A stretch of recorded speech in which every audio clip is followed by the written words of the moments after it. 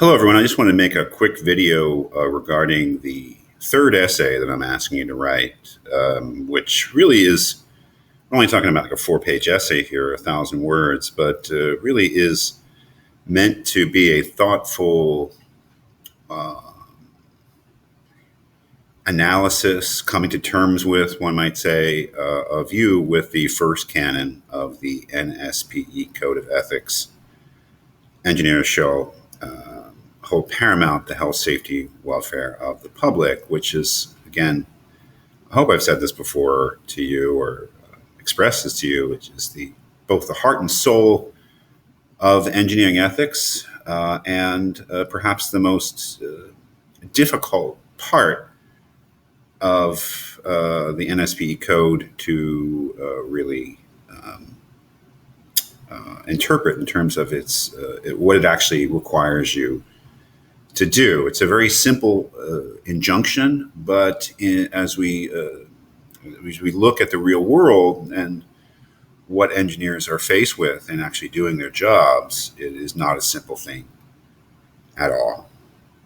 So I think that the reason that I've read one essay a week for 3 weeks on this topic of the issue of the first canon, whether it was explicitly mentioned or not, is because I don't think there's anything more important in terms of an engineer's thoughtfulness about his or her ethical obligations than the first canon and having one's own take on what it actually requires you to do and how to think as a professional.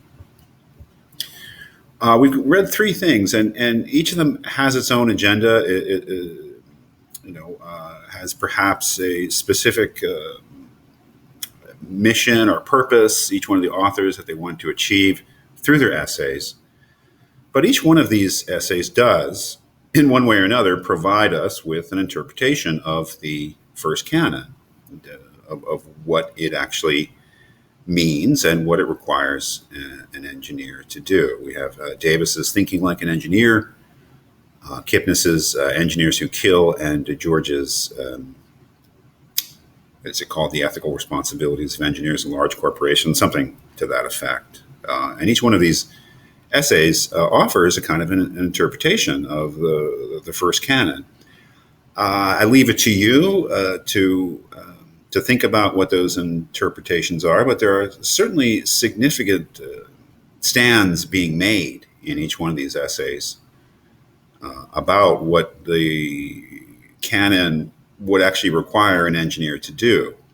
Perhaps the hardest essay to fit into this sort of rubric of interpretations of the first canon is the first one that you read by Davis, Thinking Like an Engineer. But I think that the reason I gave it to you nonetheless is that I think that a certain view of the first canon is embedded in his message of what it means to think like an engineer. And again, this is just my reading of what he says, using the Challenger case as his empirical example. I would say that his interpretation of the first canon is that it lays upon the engineer an absolute imperative, let's say almost a categorical imperative, to use sort of fancy philosophical language, to always put the safety, health, safety, and welfare of the public first. That is, it's an absolute duty. There's no compromising. One of the big things that Davis talks about in that essay is the mistake that a particular engineer made in that case of putting on his manager's hat, taking off his engineer's hat. And in Davis's mind, that was the fatal mistake of Challenger, was that you had an engineer who should have been thinking like an engineer, who instead was thinking like a manager. And it's interesting to think about what's the difference between thinking like an engineer and thinking like a manager. Well, a manager can think like a utilitarian in the sense that can weigh up all the pros and cons and come to a decision. And within that weighting of interests, within that evaluation of different interests and trying to come to the best decision, public safety can be one amongst other interests, one amongst other issues that have to be dealt with. Whereas when one thinks like an engineer, according to Davis, public safety is not another interest to be weighed against interests. Public safety is the imperative overriding interest and cannot be compromised. Now, maybe things are a little bit more complex in the essay itself, but I don't think that that is a total misreading of Davis's message. And when one compares that with the kind of things that Kipnis and DeGeorge are saying about public safety and the first canon, it's quite different. Let's take, for example, most obviously, DeGeorge's analysis of the Ford Pinto case, where clearly he believed that the responsibilities of engineers with regard to public safety had a kind of a limitation. That is, that there's a very dramatic moment in DeGeorge's essay where, after going through the history, a very quick history of the Pinto case, which is a disastrous car, which of course should never have been released to the world and foisted upon the American public. But after going through the history of the case very quickly, he asks a very dramatic question. He says, well, when all this is happening, where were the engineers? Because, of course, engineers are involved. Where were the engineers? And his answer is they were doing their jobs. They were doing their jobs. They were designing a car. They were making recommendations, writing memos about how the car might be made better and safer and how to do it. And that's what engineers are supposed to do. It's what they're paid to do. But DeGeorge put a definite limit on the responsibility of engineers when it comes to actually deciding what gets released to the world. That car got released, and it shouldn't have. But does that mean the engineers failed to live up to their first canon duties? At least according to DeGeorge, no, because the decision on safety measures, how safe a car should be, is not the responsibility of engineers. It's the responsibility of the management of the company and also perhaps government, democracy, and regulatory agencies.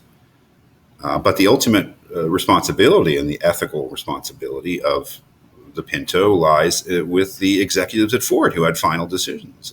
Engineers, at least if they're practicing as engineers and not part of management, they don't have the power to do that. Now, of course, Davis might disagree and say that engineers needed to do more, but DeGeorge thinks that is a mistake, that just lays way too much responsibility, too heavy a burden upon engineers, and asks them to. I think it's in DeGeorge's essay where they would constantly be called upon to be moral heroes, and that's just not fair. Kipnis, I think, gives us a very interesting interpretation of the first canon, too, in his essay, Engineers Who Kill. And what I find very helpful in that essay especially is that he does focus on the question, what does the first canon actually require engineers to do as a rule of practice? That is, aside from being an ideal that you would aspire to, as an actual rule that you have to follow, what would it mean to violate it? And he has a very simple answer on the surface, and that is that if you kill somebody, that's a bad thing. That is, if the project that you're doing brings harm in some way or another, then that would have to be a violation of the duty, the duty to protect the public. Of course, it gets much more complicated than that. But at least in that very dramatic way that he characterizes what it would mean to violate the first canon, to act as a menace, at least gives us some idea, I think, a useful idea, perhaps, of the real interpretation, or how we should interpret the actual limits that the first canon puts on engineers' behavior.